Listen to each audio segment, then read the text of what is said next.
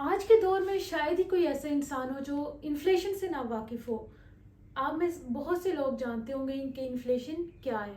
अगर सादा अल्फाज में हम बात करें तो इन्फ्लेशन किसको कहते हैं? महंगाई को कहते हैं। तो आज के दौर में महंगाई सबके लिए एक बहुत बड़ा मसला बना हुआ है, चाहे कोई आम इंसान हो या कोई अमीर हो। तो महंगाई जो है वो हर एक के लिए वबाले जान बना हुआ है। लेकिन ये महंगाई है क्या? ये होती क्यों है? इसके कॉजेज क्या है? इसकी टाइप्स क्या है? और ये इकोनॉमी के लिए गुड है या बैड है? तो ये सारा कुछ आज की वीडियो के अंदर हम डिस्कस करेंगे। तो welcome back all of you on my YouTube channel. This is me Anila Nawaz. तो स्टार्ट करते हैं अपनी आज की वीडियो। सबसे पहले हम बात करते हैं कि इन्फ्लेशन है क्या। अगर हम सादा अल्फाज में बात करें तो किसी भी चीज़ की जब प्राइसेस एक सर्टेन टाइम पीरियड के अंदर परसिस्टेंटली इंक्रीज करती हैं तो उसे हम क्या कहते हैं? इन्फ्लेशन कहते हैं। मजीद सिंपल इसको करें अगर हम, तो इसमें इन्फ्लेशन में होता क्या है? इन्फ्लेशन में जो हमारे पास मनी है उसकी वैल्यू क्या होती है? कम हो जाती है। वैल्यू किस तरह कम होती है? लेट्स सपोज कि पहले अगर आपके पास 20 रुपये या 30 रुपये थे, तो उन्हीं 20-30 रुपये के अंदर आप बाजार जाते थे कोई चीज़ खरीदने के लिए। तो आप उन 30 रुपये के अंदर सपोज कर लें कि आप बनाना खरीदने जाते हैं। तो पहले क्या होता था कि 30 रुपये के अंदर आपको एक दर्जन बनाना मिल जाते थे। लेकिन अब क्या है, उन्हीं 30 रुपये के अंदर आपको मुश्किल से एक या दो बनाना मिलेंगे।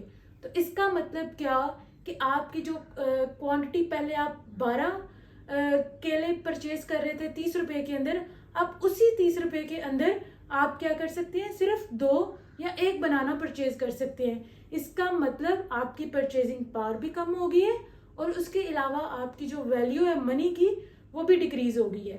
जब इस तरह जो परसिस्टेंटली इंक्रीज करती है प्राइसेस, और उसके अलावा जब आपकी परचेजिंग पावर कम हो जाती है तो उसे हम क्या कहते हैं? इन्फ्लेशन कहते हैं। मनी की जो वैल्यू है वो बहुत ही कम हो गई है। जैसे अगर हम बात करें 100 रुपये की, 2001 या 2 के अंदर उसी 100 रुपये की वैल्यू बहुत ज़्यादा थी। आप उस 100 रुपये के अंदर बहुत सारी चीज़ें खरीद सकते थे।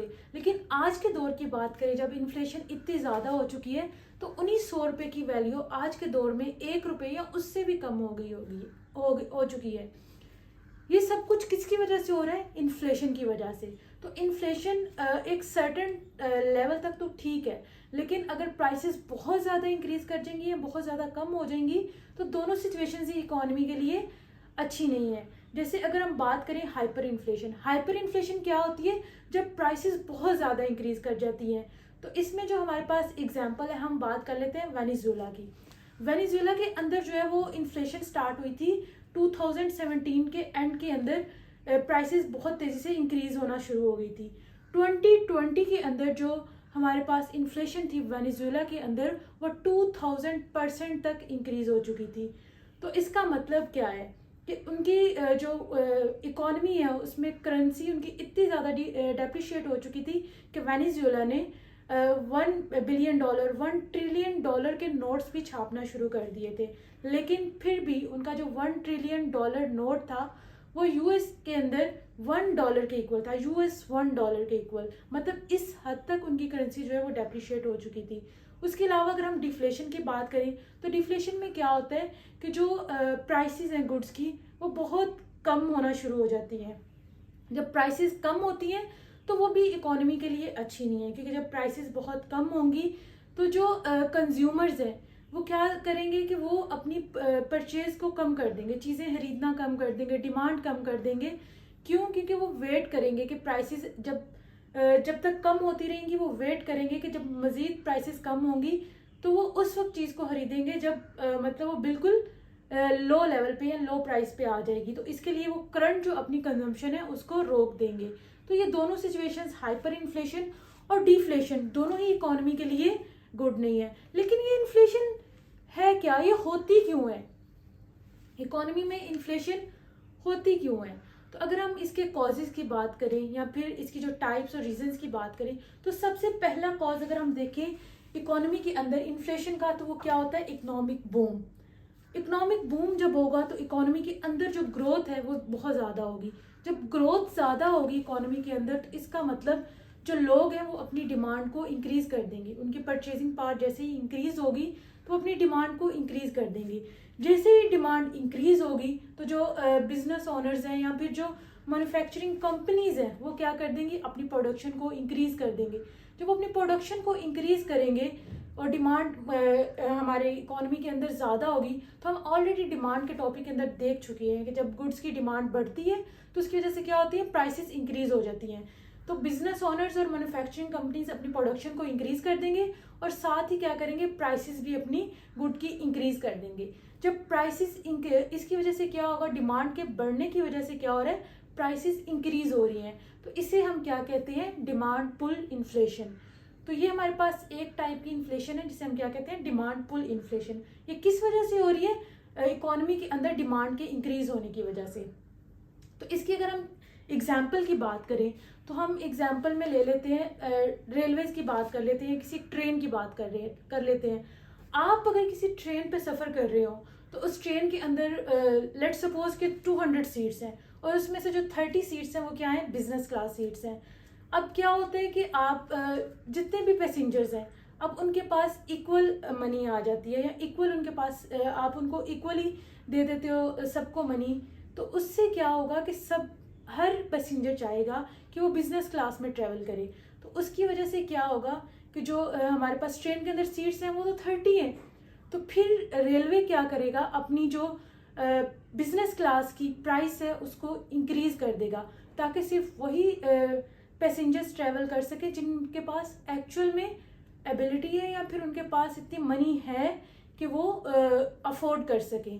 बाकी जिनको आपने दिए होगी इनकम बिजनेस क्लास के बराबर, तो उनके पास उसके अलावा तो इतनी होगी नहीं, जब प्राइसेस इंक्रीज करेंगी तो वो नहीं अफोर्ड कर पाएंगे। तो इस वजह से फिर क्या होती है, प्राइसेस जब इंक्रीज करती हैं डिमांड के इंक्रीज होने की वजह से, तो उसे हम क्या कहते हैं, डिमांड पुल इन्फ्लेशन। नेक्स्ट अगर हम सेकेंड रीज़न की बात करें कि जो प्राइसेस हैं वो क्यों इंक्रीज करती हैं, तो उसे हम रॉ मटेरियल, जो हमारे पास रॉ मटेरियल की कॉस्ट है वो इंक्रीज हो जाती है। अब रॉ मटेरियल की कॉस्ट के इंक्रीज होने से क्या होगा, जैसे अगर हम पाकिस्तान की बात करें तो पाकिस्तान जो है वो क्या है, फूड और पेट्रोलियम प्रोडक्ट्स अपनी इंपोर्ट करता है। तो जब वो फूड और पेट्रोलियम अपनी प्रोडक्ट्स इंपोर्ट करता है तो मतलब जब ओवरऑल पूरी वर्ल्ड के अंदर इन्फ्लेशन लेवल इंक्रीज होगा तो उसकी वजह से क्या है कि पाकिस्तान की जो करेंसी है वो इतनी डेप्रिशिएट हो चुकी है, मतलब उसकी वैल्यू इतनी कम हो चुकी है, जबकि पाकिस्तान के अंदर खुद इन्फ्लेशन बहुत ज़्यादा है। तो उसकी वजह से रॉ मटेरियल की प्राइसेस जब इंक्रीज करेंगी तो जो हमारे पास प्रोडक्शन कॉस्ट है वो ज़्यादा हो जाती है। जब प्रोडक्शन कॉस्ट ज़्यादा होगी तो उसकी वजह से क्या होगा, जो प्रोडक्ट बनेगी ऑब्वियसली उसकी प्राइस क्या होगी, ज़्यादा होगी। रॉ मटेरियल महंगा है तो प्रोडक्शन कॉस्ट ज़्यादा आ रही है, उसकी वजह से प्रोडक्शन कॉस्ट के ज़्यादा होने की वजह से प्राइसेस इंक्रीज होंगी। तो इसका मतलब क्या हो रहा है, इकोनॉमी में इन्फ्लेशन हो रही है। तो इस टाइप की जो इन्फ्लेशन है उसे हम क्या कहते हैं, कॉस्ट पुश इन्फ्लेशन। मतलब जो कॉस्ट रॉ मटेरियल के कॉस्ट के इंक्रीज होने की वजह से होगी उसे हम क्या कहते हैं, कॉस्ट पुश इन्फ्लेशन। नेक्स्ट अगर हम इसके थर्ड रीज़न के ऊपर आ जाते हैं कि थर्ड रीज़न इन्फ्लेशन की क्या है। नेक्स्ट अगर क्या होता है कि एम्प्लॉयज़ की सैलरीज इंक्रीज हो जाती है। अब एम्प्लॉयज़ की सैलरीज कब इंक्रीज होंगी, अगर इकोनॉमी के अंदर जो है हमारे पास अनएम्प्लॉयमेंट लेवल क्या हो जाता है, लो हो जाता है। जब अनएम्प्लॉयमेंट लेवल लो होगा तो जो बिजनेस है उनके लिए हार्डर होगा कि वो रिप्लेस करें अपने एम्प्लॉयज़ को। तो इसका मतलब जो एम्प्लॉयज़ है उनके पास निगोशिएशन पावर जो है वो ज़्यादा आ जाती है। तो उसकी वजह से क्या करना पड़ता है बिजनेस ओनर्स को या फिर मैन्युफैक्चरिंग कंपनीज जो हैं उनको एम्प्लॉयज़ को अपने पास रखने के लिए क्या करना पड़ता है, उनकी सैलरीज इंक्रीज़ करनी पड़ती हैं। जब सैलरीज इंक्रीज़ करनी पड़ती हैं तो इस सिचुएशन में क्या होता है, जो कंपनीज हैं उनकी कॉस्ट इंक्रीज़ हो जाती है। जब कॉस्ट इंक्रीज़ होगी उसके अलावा जो एम्प्लॉयज़ हैं उनकी सैलरी इंक्रीज़ होगी तो उनकी परचेजिंग पावर भी इंक्रीज़ हो जाएगी। उसकी वजह से वो गुड्स की डिमांड करेंगे और जो हमारे पास कंपनीज हैं वो उनकी जब कॉस्ट ज़्यादा आएगी तो वो प्राइसेस क्या कर देंगे, इंक्रीज कर देंगे। तो उसकी वजह से भी हमारे पास क्या हो जाएगी, इन्फ्लेशन आती है। नेक्स्ट अगर हम बात करें कि जो फोर्थ रीज़न है इन्फ्लेशन की, वो किस वजह से होगी, करेंसी डेप्रिसिएशन। जब करेंसी किसी भी इकोनॉमी की या किसी भी कंट्री की डेप्रिशिएट करती है तो उसकी वजह से क्या होता है, इन्फ्लेशन ज़्यादा हो जाती है। तो नेक्स्ट अगर हम बात करें कि इन्फ्लेशन किसी भी इकोनॉमी के लिए गुड होती है या बैड, तो आइडियल इन्फ्लेशन रेट क्या होता है? तो जो हमारे पास आइडियल इन्फ्लेशन रेट है डेवलप्ड कंट्रीज़ के लिए वो क्या है? 2%। तो अगर हम बात करें पाकिस्तान की, तो पाकिस्तान के अंदर जो करंट इन्फ्लेशन रेट है according to bureau of statistics March 2024 के अंदर हमारे पास क्या चल रहा था? 20.7%, जो कि जो डेवलप्ड कंट्रीज़ का आइडियल इन्फ्लेशन रेट है उससे तो बहुत ज़्यादा है। लेकिन पाकिस्तान क्योंकि एक डेवलपिंग कंट्री है तो इसके लिए जो इन्फ्लेशन रेट है वो 7 to 9% के दरमियान जो है वो आइडियल होगा। लेकिन स्टिल पाकिस्तान अपने आइडियल इन्फ्लेशन रेट से बहुत ही ज़्यादा उसके अंदर इन्फ्लेशन रेट है। तो नेक्स्ट अगर हम देखें कि गवर्नमेंट कैसे इन्फ्लेशन रेट को जो है वो डिक्रीज कर सकती है या फिर कौन सी मेजर्स लेती है। हर कंट्री के अंदर एक सेंट्रल बैंक होता है। जैसे पाकिस्तान की अगर हम बात करें तो पाकिस्तान के अंदर स्टेट बैंक जो है वो क्या है? सेंट्रल बैंक है। तो सेंट्रल बैंक क्या करता है, जब कंट्री के अंदर इन्फ्लेशन ज़्यादा होती है तो अपना इंटरेस्ट रेट को इंक्रीज कर देता है। जब interest rate central bank increase करता है तो उसकी वजह से जो बाकी बैंक सेंट्रल बैंक से लोन्स लेते हैं, जब वो देखते हैं कि इंटरेस्ट रेट ज़्यादा है तो वो क्या करेंगे, उस इंटरेस्ट रेट के ऊपर जब लोन लेंगे तो वो जब आगे अपना इंटरेस्ट रेट जो है वो इंक्रीज कर देंगे। जब इंटरेस्ट रेट बाकी बैंक्स का ज़्यादा होगा तो फिर क्या होगा? बारोइंग कम होगी। जब बारोइंग कम होगी तो मनी जो सर्कुलेशन में है वो कम होगी। जब मनी की सर्कुलेशन कम होगी तो उसकी वजह से क्या होती है? इन्फ्लेशन कम होगी। तो इस तरह मॉनेटरी पॉलिसी के थ्रू सेंट्रल बैंक जो है वो अपनी इन्फ्लेशन रेट को डिक्रीज कर सकता है। उसके अलावा फिस्कल पॉलिसी के थ्रू गवर्नमेंट जो है वो टैक्सेस को इंक्रीज करके इन्फ्लेशन को डिक्रीज कर सकती है। तो इन्फ्लेशन का जो इम्पैक्ट है वो इन्वेस्टमेंट पे क्या आता है, अगर हम उसकी बात करें तो इन्वेस्टमेंट इकोनॉमी के अंदर कम होगी या ज़्यादा होगी ड्यू टू इन्फ्लेशन।